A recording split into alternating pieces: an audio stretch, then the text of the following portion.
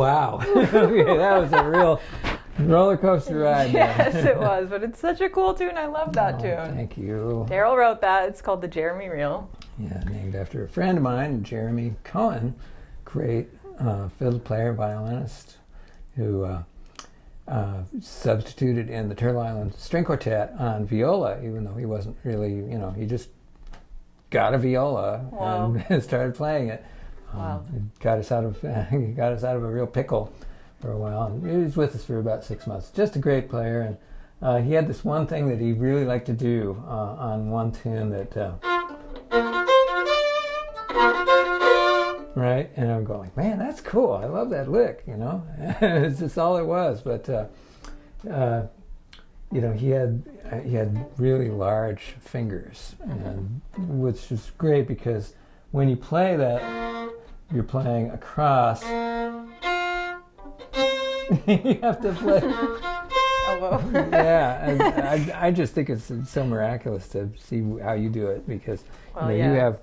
I have sort of like mediums and not sort of sausagey a little bit, but you got those precision fingers. Yeah, narrower. Kind of amazing. I end up just collapsing the joint to get to the because you can kind of rock between two strings, but then on the third string it's a little bit too far to keep rocking there. I was wondering if you actually just did like 3 fingers. Oh my gosh, that would be one way, or even just 2 maybe,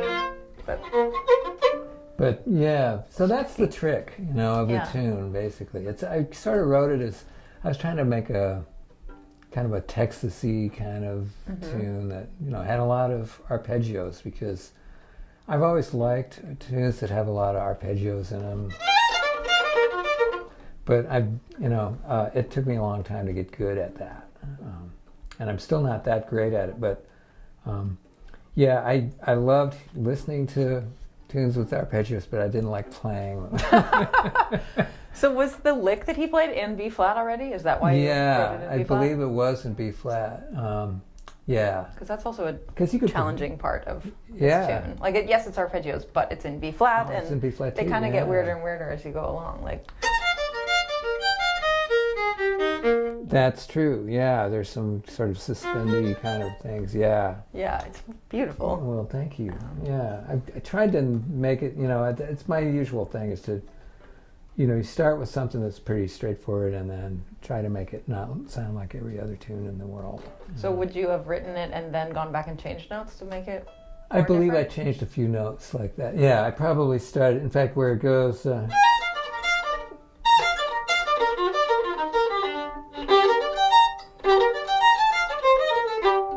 Things like that in the beat part. So I probably did something like that. It just kind of fell out. I do a lot of recording of. I just kind of go a little crazy and I just kind of start spewing and record it and then reject stuff and then put it together. But then instead, and I was thinking, well, it'd be cool if nobody ever played that. Well, somebody did, but not that much. Not as often as they played. Just those silly little details that, when they add them all up, they do kind of sort of produce an effect. Definitely. Yeah. I think when I was learning it, the hardest part for me was the ending of the B part where it goes, because there's just so many string crossings. That part's crazy. Yeah, that is because you're going across 3 strings, right? Yeah. It's really cool. That's definitely a Texas fiddle thing. So many of the Texas fiddle tunes, the contest guys, they're always going across 3 strings. They're skipping a lot. And you see that also in a tune like North Carolina Breakdown, right?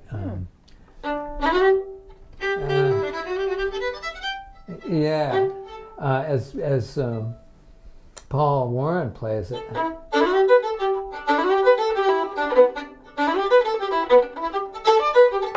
Yeah. Right? Nice. Kind of really nutty stuff, And it's kind of a, it's for the contest, right? Because the judges are all players too, and they, he skipped across 3 strings. Couldn't even tell. Double axel or something. Yeah, exactly. Yeah. So that's very cool. So when you wrote it, did you had the whole melody and then you wrote the chords, or what was? Yes. Okay. In fact, yeah, and I figured, well, the melody's so arpeggiated that it's just going to figure out the chord. Yeah, it's of course I kind of had to follow the melody. Yeah, but there's a couple divergences. Yeah. Or stretching, kind of like with where the 5 chord happens in the second. Oh yeah, right. We can just do that. Yeah. So in the second part? In the second line of the first part? Line? Okay. So let's see.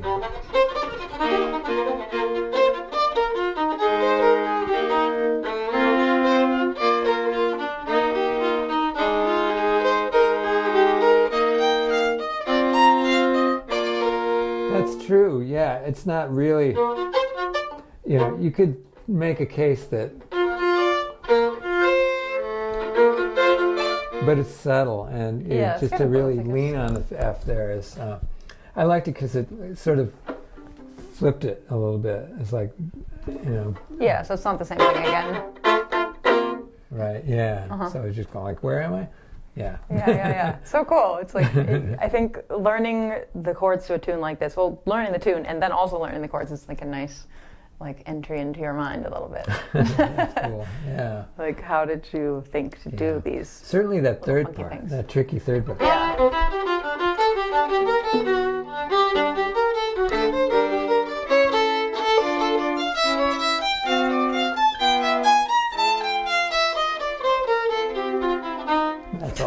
That's all 5 chord, but that was pure melody, and I'm going like, what the heck are the chords going to be? This is good. We're going to record this with psychographs, but I don't know what to call the chords. And that's when Mike showed up, Mike Marshall, and kind of codified them a little bit. Okay, well, obviously that's kind of a C. That could be anything, but it turned out if it's C to D minor, that's a great line. There you go. That's kind of great, because the next one is E minor, right? C, D, E, that makes sense, but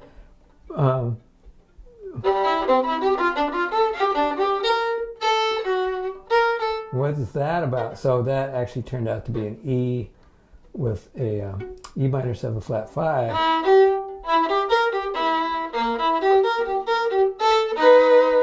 Yeah. So that's not something I would necessarily have figured out on my own, or it would have taken me a long time. And then kind of the same lick, but up a third. More like, this is the kind of thing that just falls out of your hand, and then you go like, what did I do? It kind of sounds cool. I better keep it. That's a little easier because it's just G minor.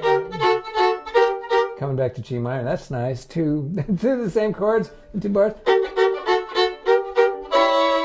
And then back to D minor. So that made sense. And then all these little scooches,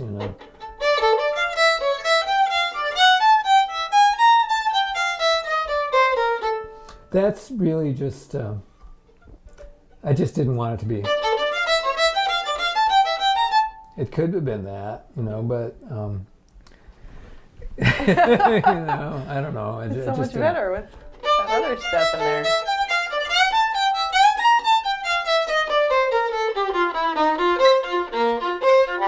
Yeah, that's a fun one. That took me a while, but yeah. So the tune is. I'm just glad somebody. I presented this to one of the great Texas fiddle players of all time, Kimber's dad, Tony Ludiker. Yeah. And he hated it. He just thought, come on, really, just like, what are you trying? You trying to make fun of the style or something like that? And I'm going, no, I'm just a weird guy. Yeah. But I thought Tony could play the crap out of it. Actually, I think Kimber has played it before, and That's nice. cool. Yeah. Yeah, very cool. But it's just, anytime somebody else learns a tune that you wrote, it's like the most amazing thing, It's just a great feeling.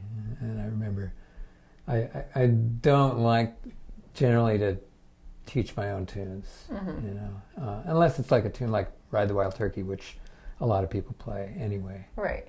So then it's nice because, well, this is the way it really goes, if you want to play it right. Nice. But, yeah, but it's just really cool that somebody would want to play this. So, I love it. Yeah, I love it. cool. I'm still working on it, clearly. I don't have the chords quite down yet, but it's nice to work on them and figure out what they are. And it's good learning vehicle. Yeah. So how would you spell these chords? I'd probably just go pretty simple. Simple is good. Yeah. Two notes at a time is great. Yep. And then less movement too, for the hand, I mean. And then it goes 7, 4, and then the 5-1 thing. 4 to 7 this time. And then it stays there. 4, 5-1.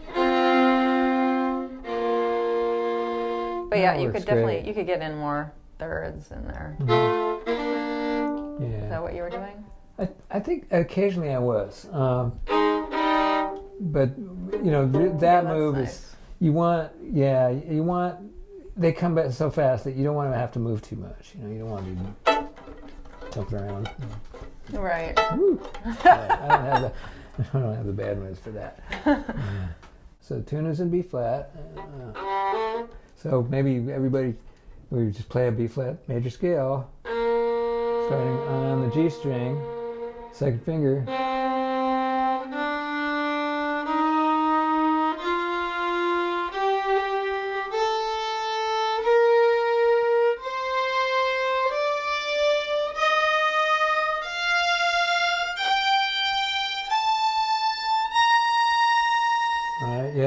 Paying special attention to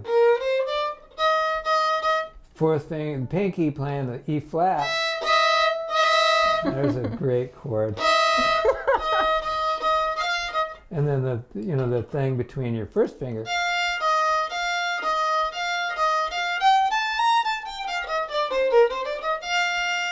That a lot. I think that there's always a kind of a tendency to, if it's an F natural on the E string with your first finger, to go as low as you can. And we want to make sure that we're not, getting nice. Just making sure you kind of figure out where that F really is. Play it there. Yeah. That's the thing. Nice. But yeah, so why don't you go ahead and play it, because you're in a good position there for people to see what's going on. Okay. And so, do you think of it having those pickups? Yes, okay. It definitely has that pickup. So the B flat falls on the downbeat. 1, 2, 3.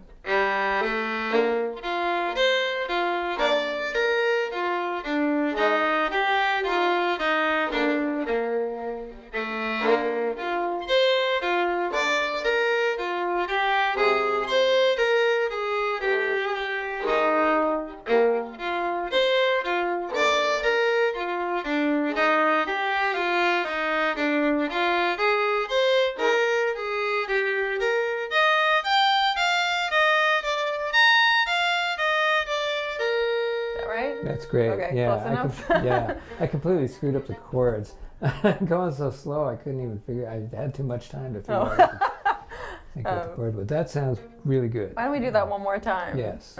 Slow A part. 1, 2, 3, and.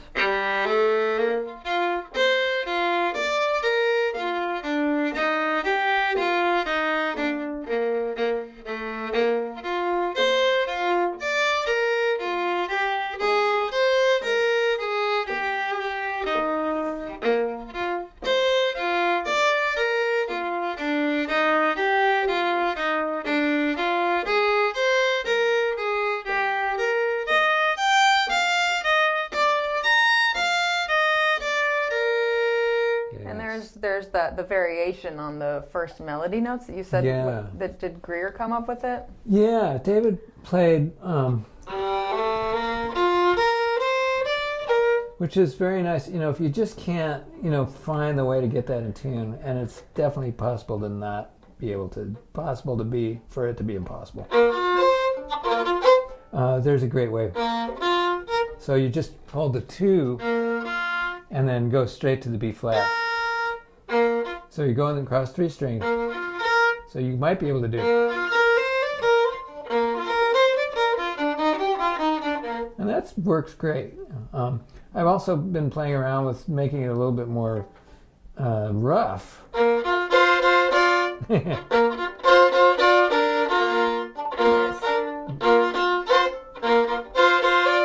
You know, you could do that.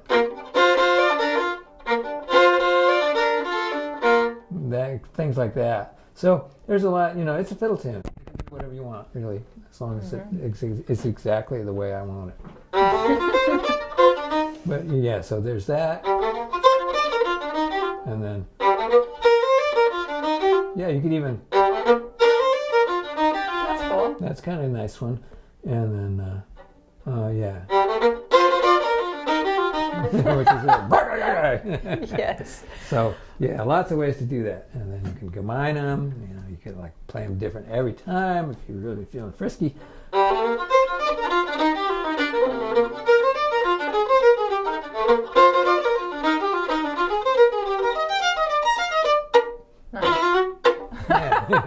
And you do a lot of separate bowing, right? Like yeah, I kind of keep to the kind of Texasy thing where you're just like, you know, just kind of brunga digga digga digga digga digga digga. Nice, yeah. Cool. Do you want to show them the B part? Okay, yeah. With the new. Okay, so we have a little grab, right? That's your pickup.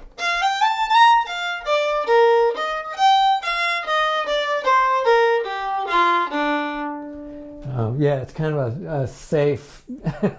The last note of this phrase is you know, it's an open string. Thank goodness, you know. Yeah, so you have your grab up to from F up to B flat, right, and then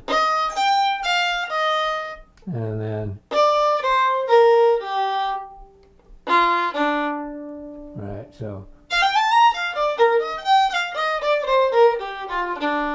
Yeah, so a great way, you know, just dividing it up into sections. Right, that one, and this one, and then is a great way to do it. Okay, so the second phrase, let's see. So we've got more arpeggios, right? But it's more like a F arpeggio. Right, so your grab, same grab. Actually, it's not the same grab, is it? I think you just go. Yeah, right. Okay, so it's one note pickup. So,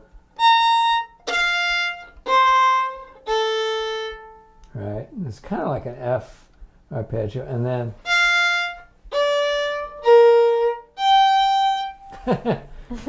breaking up like that is really strange. Sort of like tuning a ukulele. So you've got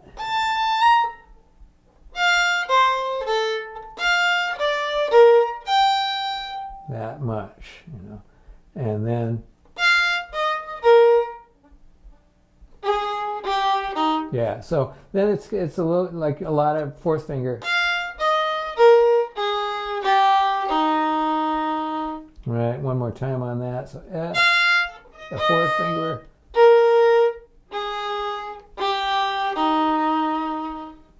And then, let's see, we got a little pause. And then,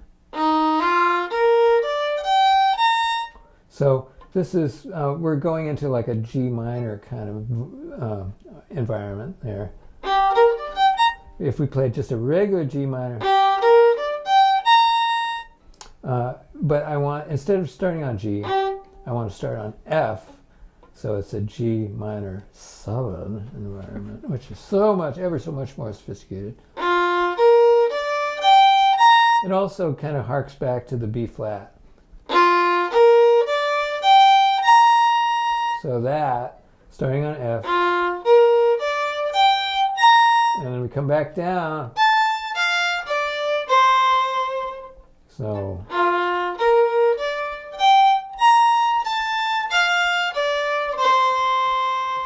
one more time.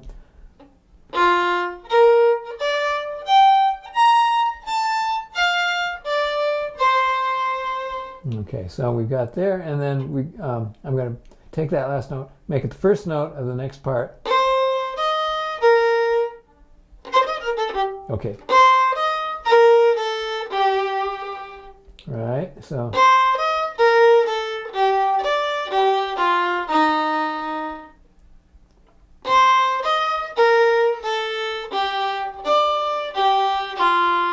Coming back to that, mashing across two strings with one finger. Okay, so then we have that part you were talking about, where we're skipping across strings. It's it's kind of a reverse double backflip. So an octave, right?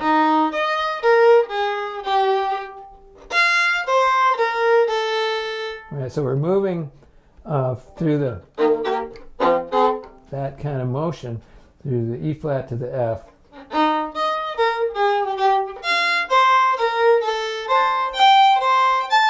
Another one of those mashy things.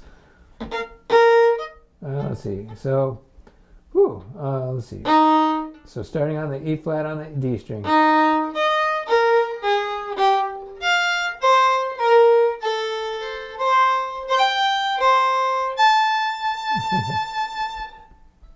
Cool. So that's it. That's the whole B part, and then it goes back into another A part as the answer. So we should play the whole B part slowly. Yeah. Slow there. From there? Yes. Let's do our little grab. 2 and go.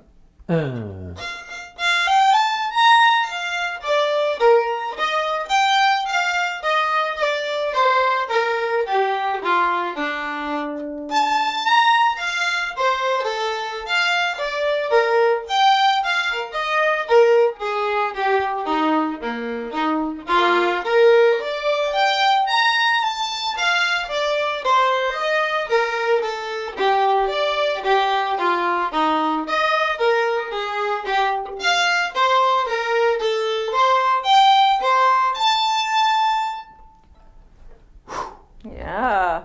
Nice work. Great. Thank you. Yeah. And then we do have one more part. Right. Yeah. We've already played the A section. We come back to the A section, but then we have this crazy. It's sort of like because there's not enough notes in this tune already. It's kind of a joke part in a way, but it's again, it had to be there. I don't know why. It just had to be there. So this is sort of more smaller arpeggios, but working up, like working up the scale, and so we start with a C major. So really it's just really it's the only thing that's out of the B flat scale there is just the E natural and the F sharp at the end. So the first and last note of this run are odd, but everything else is in B flat. So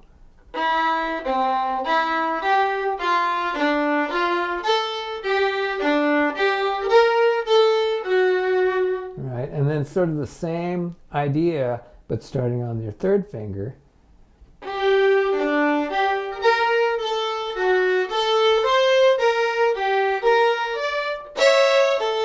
Right, so C sharp, yeah, cool. And then again with the third finger on the A string, here we go.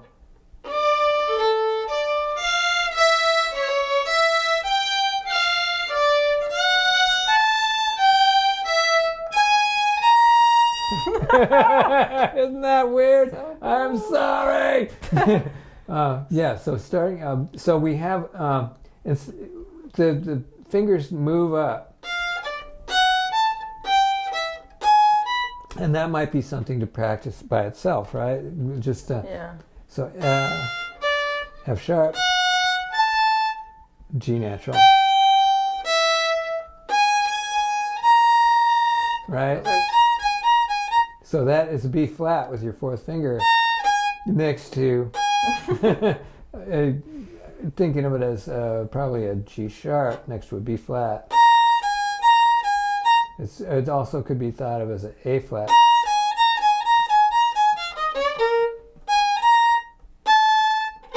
But coming back to an F chord, which is the 5 chord, and then you just sit on the 5 chord for a really long time. And the melody just goes down, down, down. Yeah, yeah. Let's do that last walk up one more time. From the D? From the D, thank you, yes. 2, 3, and...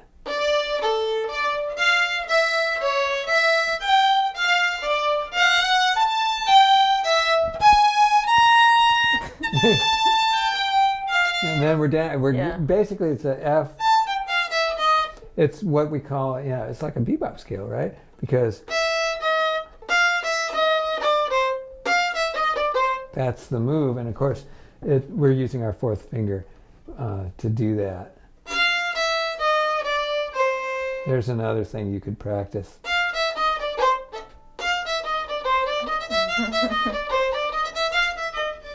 So is that a B flat bebop scale or an F bebop scale? F. Okay. Yeah. So both sevenths. Yeah. Yeah. Yes. Yeah. But starting on the A, right? Yeah.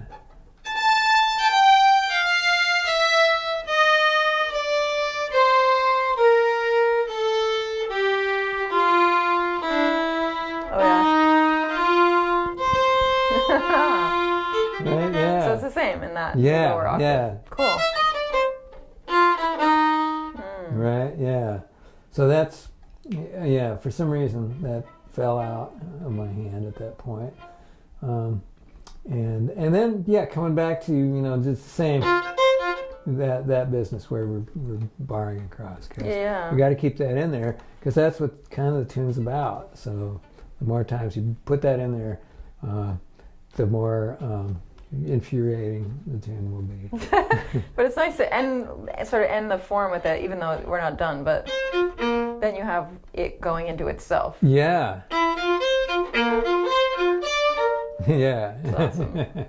That's great. So one more time on that walk down. Yeah. Yeah. So starting on A.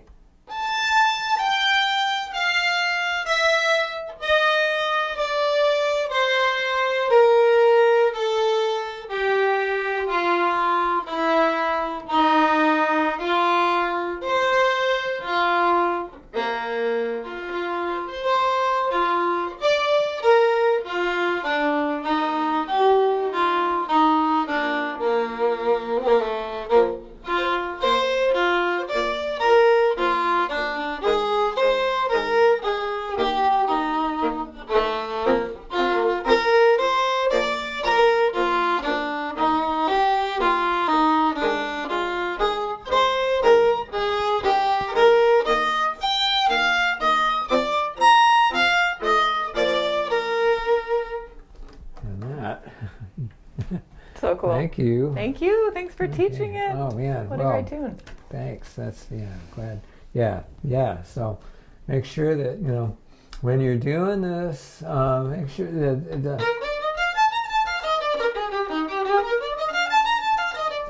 just try to make sure that your hand is relaxed. That you find a place that your hand can be relaxed. That you're not straining against yourself in order to make that pinky come in the right place. And again, that's it has a lot to do with where your elbow is. Mm-hmm. I rant about this a lot. Just making sure that your elbow's in a good position so that you don't have to, every time you use your pinky, you don't have to lunge to get it. Yeah, and this is a good candidate for leaving your fingers down too, because it's hard. So the closer your fingers are to the fingerboard, the easier it'll be. Yes, that's great, and you're so good at that.